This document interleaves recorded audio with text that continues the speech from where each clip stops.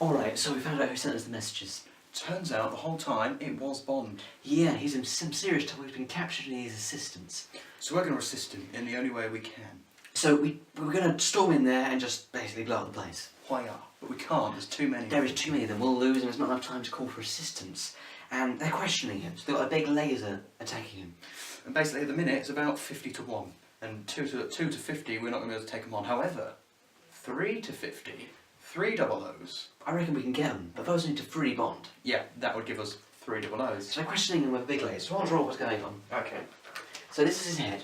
It's Bond's head. It is a perfect circle. It's Quite a incredible. big-headed fellow. He is magical. And a laser, at the moment, is firing from this point straight at his head. Yep. They haven't done it yet, they're threatening him with Yeah. it, so we better be quick. But what we can do is we can split the laser into two and hit us through restraints. Yeah, he's got A restraint. a restraint either side of his head. He has. And if we free him from that, then it's 3 double O's against 50 little cheesy people. Yeah, so we can do that. So we need to know a few things to be able to do this. We are indeed. So you need to know what angle that is. A few stages to this. First, you need to know a few of your circle facts. You do indeed. So this laser is going to be concentrated right on the centre of Bond's head. Okay, so if we draw these like this, the first rule you need to know is here. Yeah, a tangent to a circle is always at 90 degrees to its radius. Exactly, so these angles here are both going to be 90 altogether. So that's rule number 1. Now what we happen to know is if you were to draw a straight line between the two restraints, like this, the angle, theta, in between where it touches this and it going towards the centre of Bond's head, this angle here is 23, and that happens to be the same at this side because of the lines of symmetry. Yeah. So we know that angle and that angle. That's very handy. A few more facts. I don't think these facts are as helpful for the rest of the video. No, But they are mention them important. anyway. So another one of the facts is two tangents from a point, which what these are always the same length. Yep. So from this point to here is the same length as this point to here. Useful fact. In this, it happens quite a lot in circle theorems as well. Quadrilaterals, all the angles add up to 360 degrees. And you should know triangles add up to 180 degrees. Yeah. And all of these facts are going to be useful. Now what we need to know, because we have all the rest of the data, all we need to know is the angle we have to send each laser at from where it's going now, this angle here, we'll call it x. Yeah. If we know that, if we can sort out that angle so that it will hit the restraint and not Bond's head, Then we can sort this out.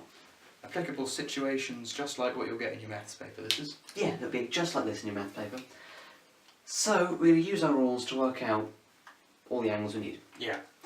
So what we've got, I'm going to draw it up again without it being in this diagram. Yeah.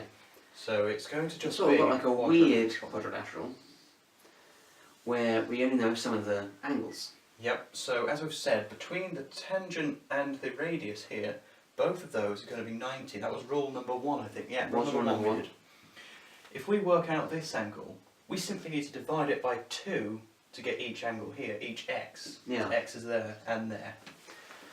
So we know some of the angles, but we need to know this middle one here. We need to have at least 3 angles to work out the fourth, and this fourth one, that's going to be the fourth. Yeah. So we somehow need to know that. And to know that, we need to use the triangle we've got over here. So draw that one up again. Yeah, a little bit bigger. We're zooming in on this triangle. So each of these sides is 23. Now we know that because Q told us. In your exam paper you'll know it because EdXL told you. Yeah. So we need to work out what y is in this case. Now, all of them will have it for 180 at the moment. Yeah, that's one rule. So if you do 180 minus 23 minus 23, then the amount left, which is 46, will be y. Yeah, which is 134. Yes. Yes. Yes. Sorry. So, So that's 134 degrees. We can apply that now to here. We now have... yeah, we have all the things This angle. we need. So you know that all 3 of these angles are up to 360. We need to take away these 3 from that to find what we have here. So 360 minus this 134, Yeah, which is worked two out. 90s will be 180, so minus 180.